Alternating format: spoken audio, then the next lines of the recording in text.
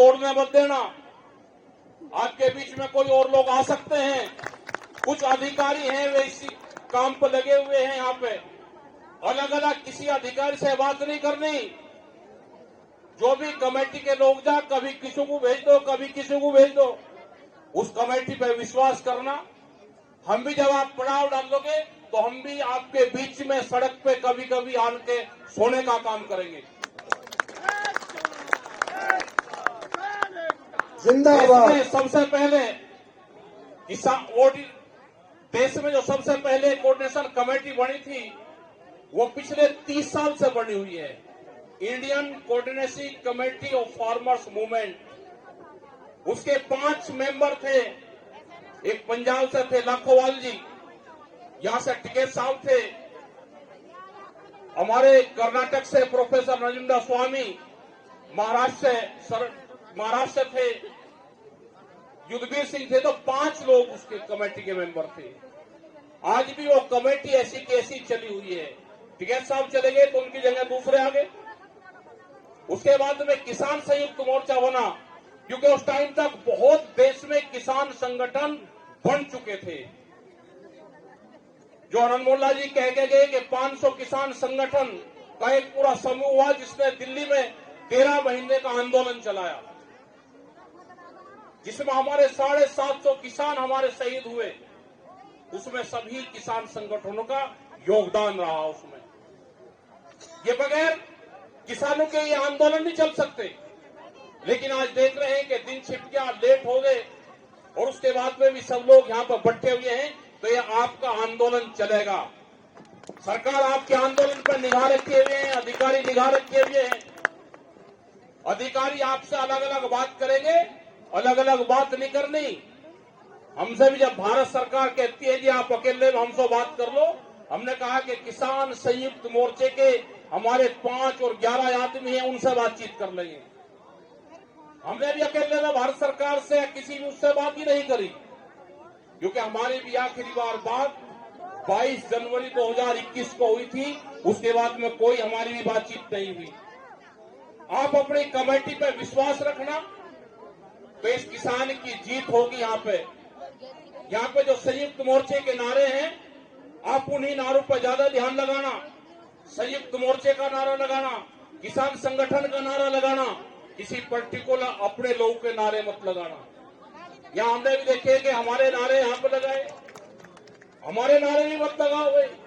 हम संयुक्त मोर्चे का हिस्सा है तो संयुक्त मोर्चे के लगेंगे, तो इस किसान का लगेगा। इस किसान ने आप लोग पर विश्वास करा है। ये आएंगे, एयरपोर्ट के लोग यहाँ पे हैं, उनकी भी दिक्कत है एयरपोर्ट के लोगों की। अभी तो कुछ गांव गए, और गांव भी जाएंगे। आपको ये लड़ाई कैडी लड़नी पड़ेगी। यहाँ पे बाहर से भी लोग आएंगे, आपसे सीखने लोग आएंगे बाहर से।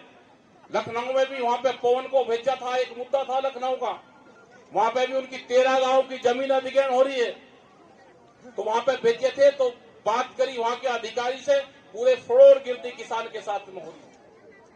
पूरे देश भर में यही चल रहा। बिहार की बात करी वो भी फौजी साहब ने, बिहार में गए तो बिहार में भी किसान की जमीन लूटने का काम करा जा रहा। तो इसीलिए तो करा जा रहा है ना कि बिहार में वे आंदोलन नहीं कर सकते बड़ा कोई। आप तो दिल्ली के नजदीक हो। बिहार के लोग क्यों मजदूर बन गए?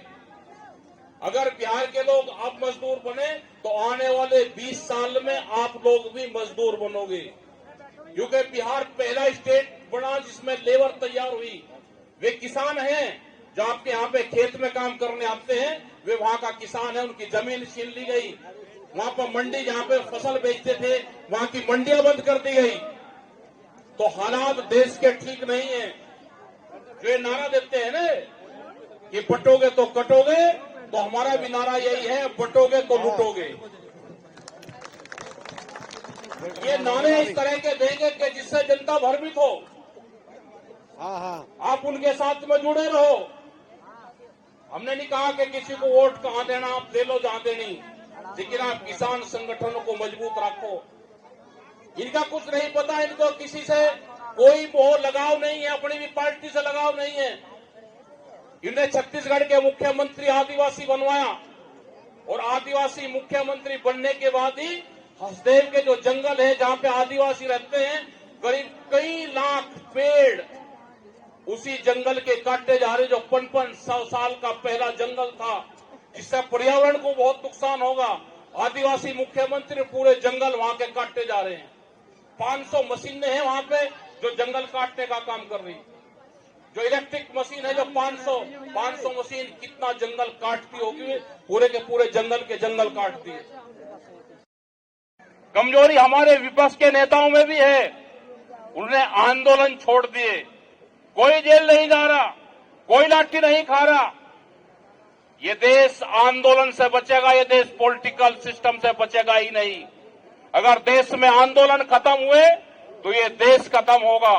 हमको फिर उसी तरह से, जिस तरह से किसान संयुक्त मोर्चे का दिल्ली में आंदोलन चला, उसी तरह से देश में फिर आवाज उठ रही है, फिर बड़ी लड़ाई लड़ी जाएगी। सब पूरा देश निगाह ताक रहा है फिर किसान संयुक्त मोर्चे पे। सरकारें अभी किसान संयुक्त मोर्चे को तोड़ने का काम कर रही। कुछ जातियां भी आइडेंटिफाई की है इन्होंने, उन जातियों पे भी टारगेट है इनका कि ये जातियां किसान संगठन से हटे तो हम इसको देश को फिर करें।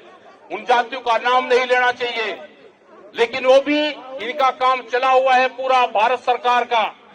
लेकिन आप सब लोग इकट्ठे रहो, ये देश बचेगा तो ये देश आंदोलन से बचेगा।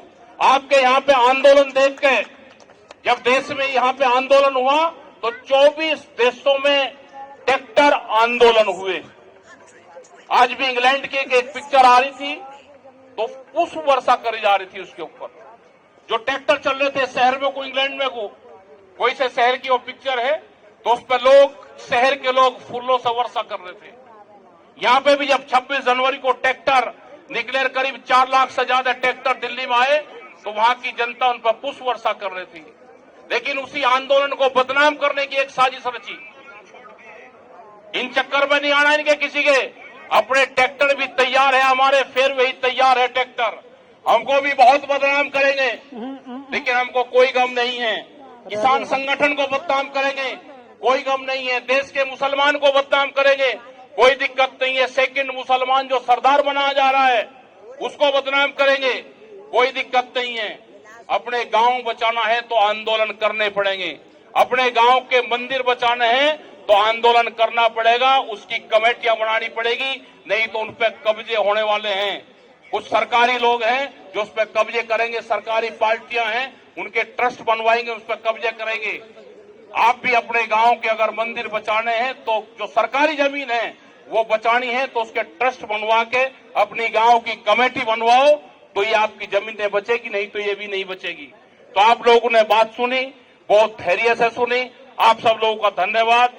जय हिंद, जय भारत। जो आपके इशू हैं, जो आपके 3-4 इशू हैं, हम पूरे, जो 10% भूमि का मामला है, नया भूमि अधिग्रहण का इशू है, एयरपोर्ट वाले मामले हैं, हम सब आपके साथ में हैं। उसमें हम भी पड़ाव में, जब जब भी पड़ाव होंगे हम उन पड़ाव में लौटने का काम करेंगे।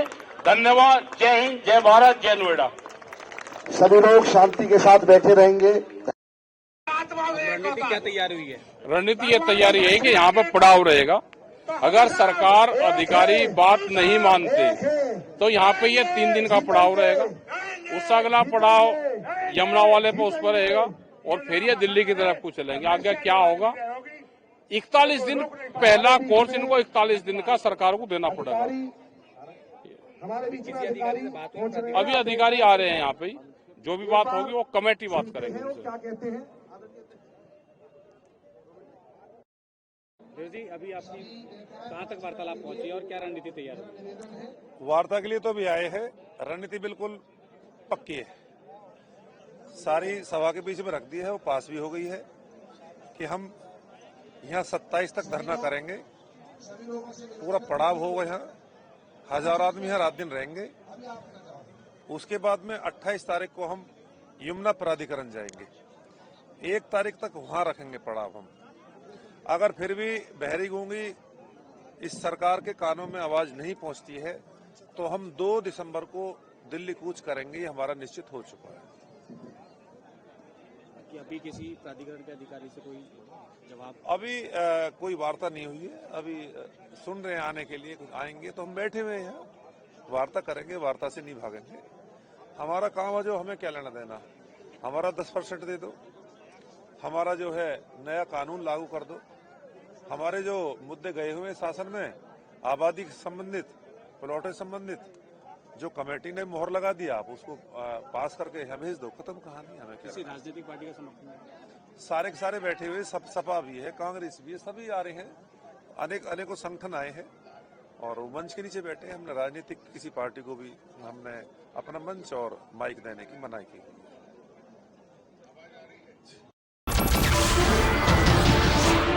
नमस्कार, मैं हूं मानक गुप्ता। अगर आपको हमारा ये वीडियो पसंद आया हो तो इसे लाइक और शेयर जरूर करें और हां, हमें सब्सक्राइब और फॉलो करना ना भूलें ताकि आप देश और दुनिया की कोई खबर मिस ना करें। तो जुड़े रहिए हमारे साथ और देखते रहिए न्यूज़ 24।